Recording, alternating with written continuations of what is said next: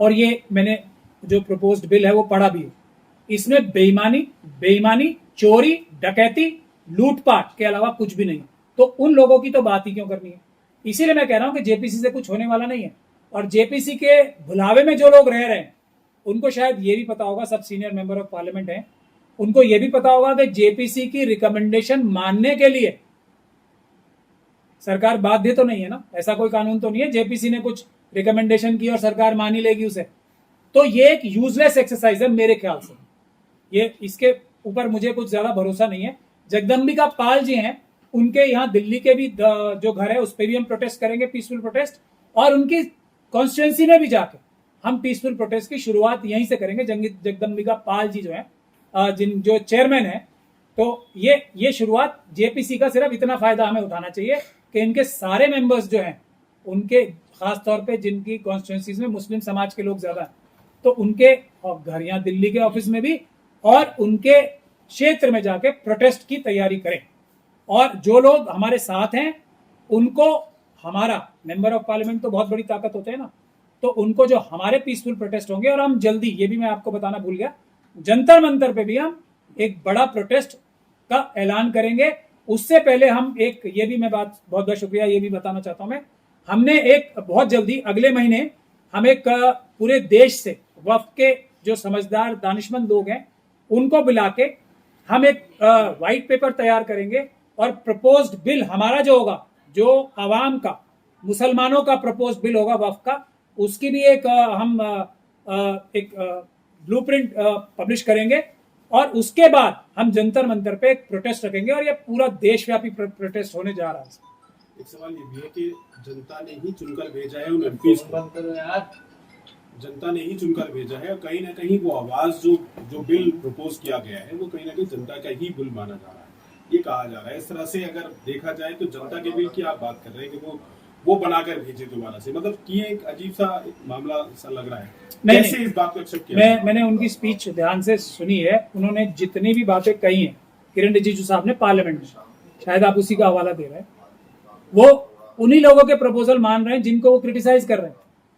वो ये कह रहे हैं कि बहुत सारे वक्फ बोर्ड ने रिकमेंडेशन हमें भेजे हैं। वो ये कह रहे हैं कि बहुत सारे, और मेंबर ऑफ पार्लियामेंट जो भी होते हैं वक्फ बोर्ड के मेंबर भी होते हैं। तो जिन लोगों ने ये भ्रष्टाचार किया है उन्हीं की रिकमेंडेशन पे ये अमेंडमेंट्स ला रहे हैं। तो मतलब चोर जो हैं उनकी रिकमेंडेशन, ये किरण रिजिजू साहब का आर्ग्यूमेंट है। अगर कोई मेंबर ऑफ पार्लियामेंट ध्यान से उनका जवाब देना चाहता तो उनका एक भी लॉजिक ऐसा नहीं था जिसमें वो खुद ही चकरा के गिर ना जाते और वहां हाथ जोड़ के उन्हें पार्लियामेंट के अंदर माफी ना मांगनी पड़ती।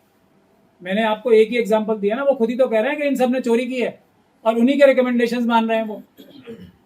तो ये एक धोखाधड़ी है जो किरण रिजिजू साहब ने एक एक लफ्ज कहा, वो धोखाधड़ी की एक आखिरी मेयार जो होती है ना वो है। तो क्या इस बिल के बाद सर ये और पब्लिक, देखिए पब्लिक का कॉन्सेप्ट क्या होता है?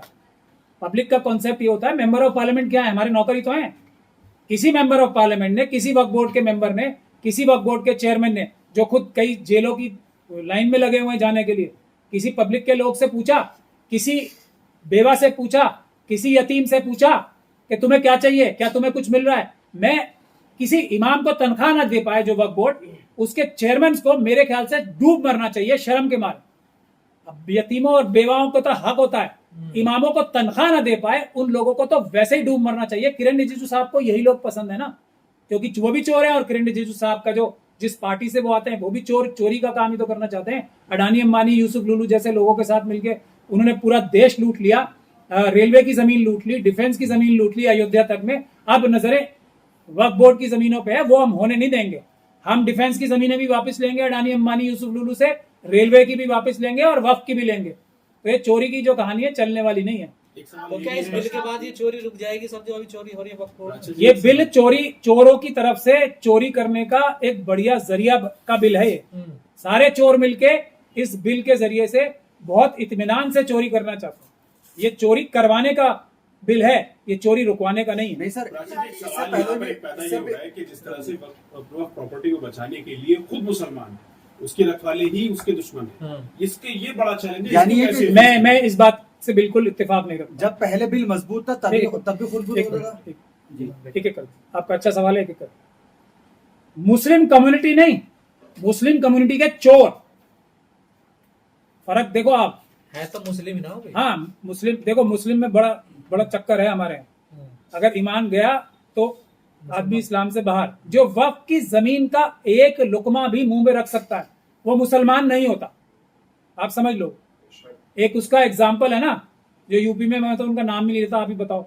जो नहीं नहीं यूपी के शिया, हाँ वे, रिजवी। मैं उनका नाम नहीं लेता हूँ कभी, आप बताओ नाम। तो वो हैं, जैसे ही उनका पर्दा उठा वो वक्फ बोर्ड से लात मार के निकाल दिए गए, क्योंकि उन्होंने कम से कम कबूल तो किया कि मैं मुस्लिम नहीं हूं, तो वो निकाल दिए गए। तो वैसे ही ये जितने भी मेंबर्स हैं वो इस बात के मुस्तक हैं कि वो मुस्लिम ही नहीं है, और ये हमारी सबसे अहम डिमांड है कि मुस्लिम्स के अलावा कोई नहीं हो सकता।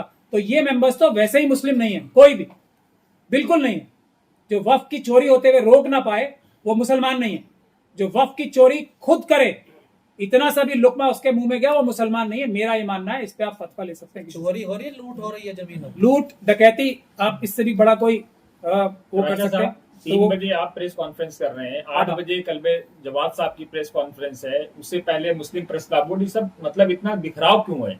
नहीं बिखराव नहीं है, हम सब एक दूसरे की मदद करेंगे। और इसमें देखिए, हमें मौलाना कल्बे जवाद साहब भले ही वो बज़ाहिर कहीं नजर आते हैं, लेकिन वो वक्फ के मामले में ईमानदार है, कुर्बानी देने के लिए तैयार है। उनके जो चारों तरफ लोग होते हैं वो जरूर अव्वल दर्जे के बेईमान होते हैं, वो एक अलग बात है। लेकिन मौलाना कल्बे जवाद, मैं अकेले मौलाना ऐसे मानता हूं पूरे देश में, ईमानदार जो बेईमानों से कैसे गिर जाएगा? वो ऐसा ही होता है हमेशा।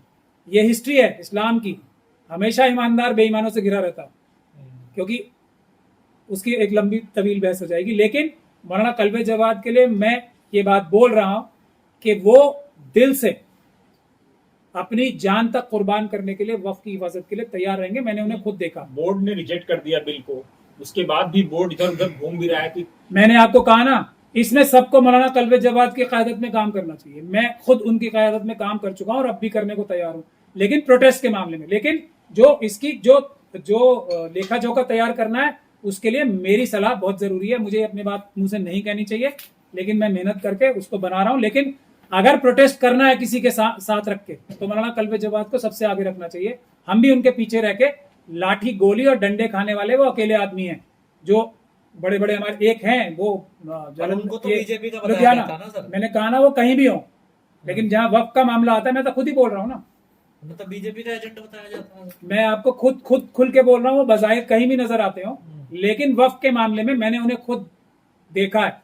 वो अपनी जान हथेली पे लेके आगे आते हैं। एक और मौलाना है, उनको भी क़यादत में आगे आना चाहिए, उस्मान वो लुधियाना के, उस्मान, लेकिन वो भी पता नहीं क्यों पीछे रहते हैं। हम उनकी क़यादत में भी काम करना चाहते हैं। बहुत सारे मौलानाओं को मैंने परखा है, लेकिन जहां बहादुरी की बात आती है तो बहुत कम बचते हैं। आपने कुछ मुस्लिम ऑर्गेनाइजेशन से बातचीत की, क्योंकि आप कह रहे हैं कि उनको अभी जेपीसी के सामने नहीं जाना चाहिए, तो उनसे कभी बातचीत की हो या आपने अपनी बात रखी, और उनका क्या मत है इस चीज को लेकर? देखिए, अभी जिस चीज से भी मैंने बात रखी है, वो लोगों ने खुद भी यही कहा है। और जो अभी एक ऐवान गालिब में भी जो एक कॉन्फ्रेंस हुई थी, उसमें भी जो लोग जेपीसी अटेंड करके आए हैं, उन्होंने भी ये बोला है कि हमने ये कहा है कि इसको लॉक स्टॉक एंड बैरल खत्म कर देना चाहिए। लेकिन खत्म करके करना क्या चाहिए, वो हम तजवीज कर रहे हैं कि अपना एक्ट तो बनाएं पहले। हमें चाहिए क्या, ये पता नहीं, सिर्फ रुकवाने से काम नहीं होगा ना। और इसमें कोई शक और शुबे की गुंजाइश नहीं है कि वक्फ एक्ट में चेंज लाना जरूरी है, सबसे अहम है। लेकिन वो चेंज क्या होगा, वो मुस्लिम समाज तय करेगा, वो कोई आरएसएस और बीजेपी का व्यक्ति तय नहीं करेगा। उन्होंने बहुत हमले पहले भी किए हैं, अदालतों में केस डाले हैं झूठे सच्चे। ये अमेंडमेंट बिल्स 2 तो मैंने आपको अभी दिखाया ना, और भी बहुत सारे होंगे। ये तो हमारे पार्लियामेंटेरियंस को जरा रिसर्च करनी चाहिए, मैंने भी रिसर्च करके निकाले। तो वो तो दिन रात तीर चलाए जा रहे हैं ना आरएसएस के लोग, तो हम उसका जवाब तो तैयार करें कम से कम। मैं नहीं मानता, आपने जो सवाल पूछा था ना, मजबूत एक्ट आज तक नहीं बना। आज तक कोई भी एक्ट वक्फ का मजबूत नहीं बना। ये है कि थोड़ा बहुत मजबूती पैबंद लगा के, जो लोग हमने 2013 में कोशिश भी की थी, उसको भी पॉइंटेडली, और मैं ये कह रहा हूं कि आरएसएस ने इसके बारे में बहुत डिटेल में रिसर्च की है। एक एक चाल जो उस समय वक्त बचाने के लिए चली थी, उसको नेस्तो नाबूद करने के लिए उससे 10 गुना बड़ा हमला किया गया है इस अमेंडमेंट। अभी आप ये बता रहे हैं कि 2021 में भी ये पहल शुरुआत की थी, तो आपने तभी क्यों नहीं आवाज बुलंद की? मुझे भी नहीं पता था ना, मुझे भी नहीं पता था। ये चोरी छुपे बिल, ये इसीलिए मेंबर ऑफ पार्लियामेंट को विजिलेंट रहना बहुत जरूरी होता है। ये तो मैं अब जब ये एक्ट आया, मैं भी रिसर्च कर रहा हूँ ना, कितनी मेहनत लगी होगी मुझे ये पता करने में बातें कि ये एक नहीं 2 बिल पेश किए गए उसके बारे में क्या पब्लिक डोमेन में जानकारी है कि 1913 और 1930 का जो मुसलमान वक्फ वैलिडेशन एक्ट था उसको रिपील करने का भी साथ के साथ लाएंगे? इसके बारे में किसी को पता है अभी तक? देखिए, तो ये पब्लिक डोमेन में आई नहीं बात। तो मैं तो क्योंकि पार्लियामेंट के अंदर नहीं हूं ना, मेरी लिमिटेशंस हैं, लेकिन हम तो ज्यादा मेहनत करके चीजें ला पा रहे हैं, लेकिन हम लाएंगे भी। लेकिन अगर मेंबर ऑफ पार्लियामेंट कुछ मेरी मदद करें तो हम इस बिल की पूरी तरीके से झूठ की धज्जियां उड़ा सकते हैं।